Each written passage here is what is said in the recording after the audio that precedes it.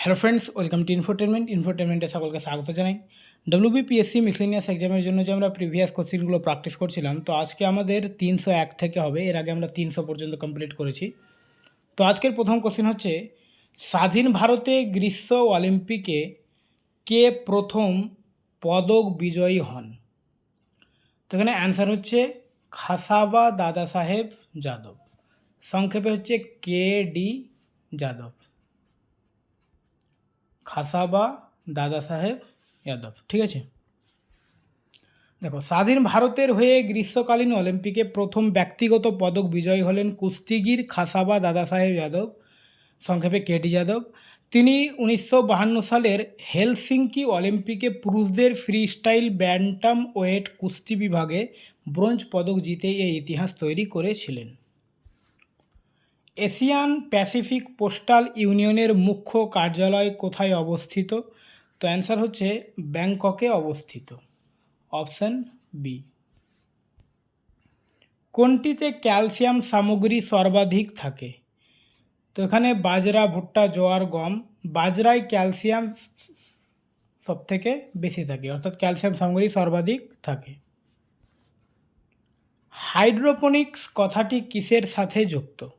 Hydroponics কথাটি মাটি ছাড়া গাছের প্রতিপালন, অর্থাৎ শুধুমাত্র জল দিয়ে গাছ আর কি করা, ঠিক আছে, গাছের প্রতিপালন করা, সেটা হচ্ছে হাইড্রোফোনিক্স। হাইড্রো কথার মানে হচ্ছে জল। ঈশ্বরচন্দ্র বিদ্যাসাগর বেদের কোন অংশ থেকে তার বিধবা বিবাহ আন্দোলনের সমর্থনে যুক্তি লাভ করেছিলেন? তো ঈশ্বরচন্দ্র বিদ্যাসাগর বিধবা বিবাহ যে আন্দোলন করেছিলেন 1856 সালে, তো তিনি বেদের পরাশর সংহিতা থেকে যুক্তি দিয়েছিলেন। রেল লাইনের ট্র্যাক মেরামতির জন্য থার্মিট পদ্ধতিতে যে বিজারক পদার্থটি ব্যবহৃত হয় সেটি হলো ধাতব অ্যালুমিনিয়াম, অপশন বি। কাদের দ্বারা লোকসভার স্পিকার নির্বাচিত হন? তো লোকসভার স্পিকার নির্বাচিত হন লোকসভার সমস্ত সদস্য দ্বারা। দিল্লির কোন সুফি দরগার গায়করা কাওয়ালি সঙ্গীত গেয়েছেন? তো হজরত নিজামুদ্দিন আউলিয়ার গায়করা, সেই দরগায় যারা গায়ক, তারা কাওয়ালি সঙ্গীত গেয়েছেন, অপশন এ হচ্ছে অ্যান্সার। রাউরকেল্লা লৌহ ইস্পাত কারখানা অবস্থিত কয়লা খনি অঞ্চলে, লৌহ খনি অঞ্চলে, কয়লা ও লৌহ খনির মধ্যবর্তী অঞ্চলে? তো অ্যান্সার হবে কয়লা ও লৌহ খনির মধ্যবর্তী অঞ্চলে। ভারতে সর্বাধিক সংখ্যক শ্রমিক নিযুক্ত হয়েছে টেক্সটাইল শিল্পে, লৌহ ইস্পাত শিল্পে, পেট্রোকেমিক্যাল শিল্পে, অটোমোবাইল শিল্পে। তো সব থেকে বেশি অর্থাৎ সর্বাধিক শ্রমিক নিযুক্ত হয়েছে টেক্সটাইল শিল্পে, অপশান এ। ভারতে যে বনভূমিতে অবাধ প্রবেশ মানুষের নাই, অর্থাৎ যে বনভূমিতে মানে যে কোনো মানুষ যেতে পারে না, যে কোনো টাইমে যেতে পারে না, সেটা হচ্ছে জাতীয় উদ্যান, ন্যাশনাল পার্ক। বিখ্যাত অঙ্কন বা ছবি সত্যম শিবম সুন্দরম তৈরি করেছেন মহেন্দ্রনাথ সিং, নন্দকিশোর শর্মা, শিবনন্দন নাতিয়াল, রাজ কাপুর। তো সত্যম শিবম সুন্দরম এই বিখ্যাত ছবি তৈরি করেছেন শিবনন্দন নাতিয়াল, অপশন সি। দূষিত কিডনি রোগীদের জন্য ডায়ালিসিস ব্যবহার করা হয়, এই প্রক্রিয়ায় জড়িত থাকে ব্যাপন, অর্থাৎ ব্যাপন প্রক্রিয়ায় ডায়ালিসিস করা হয়। রোহিঙ্গারা কোথাকার অধিবাসী? তো রোহিঙ্গারা হচ্ছে মায়ানমারের আরাকান অঞ্চলের অধিবাসী। এর আগে আমরা একটা কোশ্চেন পড়েছি রোহিঙ্গারা, মিসেলিনিয়াসের কোশ্চেনে, এটা হচ্ছে ডব্লিউবিপি কনস্টেবলের কোশ্চেন। তো রোহিঙ্গারা হচ্ছে আরাকানের, অর্থাৎ মায়ানমার দেশের আরাকানের অধিবাসী। নিম্নলিখিত বিবৃতিগুলি বিবেচনা করুন। 2G বর্ণালী 30 থেকে 200 হার্জ ব্যান্ডউইথ ব্যবহার করে। তারপরে হচ্ছে 3G বর্ণালী 15 থেকে 20 মেগাহার্জ ব্যান্ডউইথ ব্যবহার করে।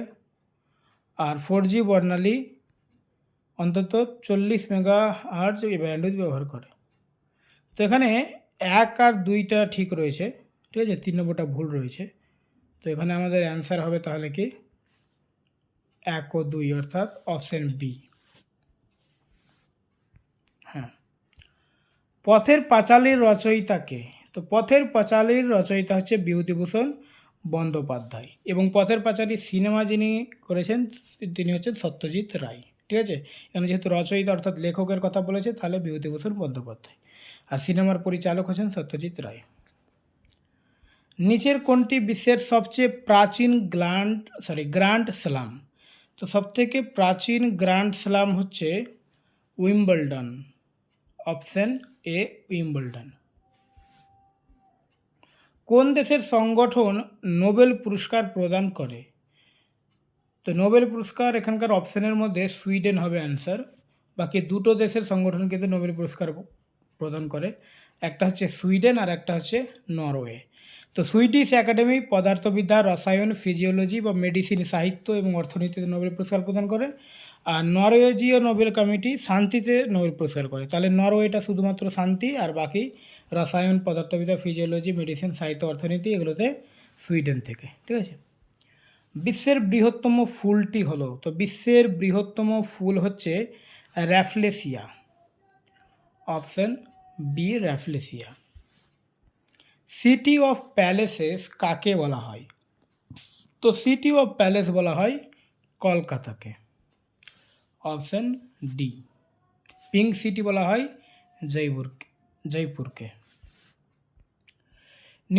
নিম্নলিখিতগুলির মধ্যে কোনটি উন্নয়নশীল মাল্টিমিডিয়া ওয়েব পেজগুলির জন্য একটি জনপ্রিয় প্রোগ্রামিং ভাষা? তো এখানকার মধ্যে যেটা প্রোগ্রামিং ভাষা সেটা হচ্ছে জাভা, অপশন বি। ভারতীয় সংবিধানের 35A ধারা কোন রাজ্যের সাথে সম্পর্কিত?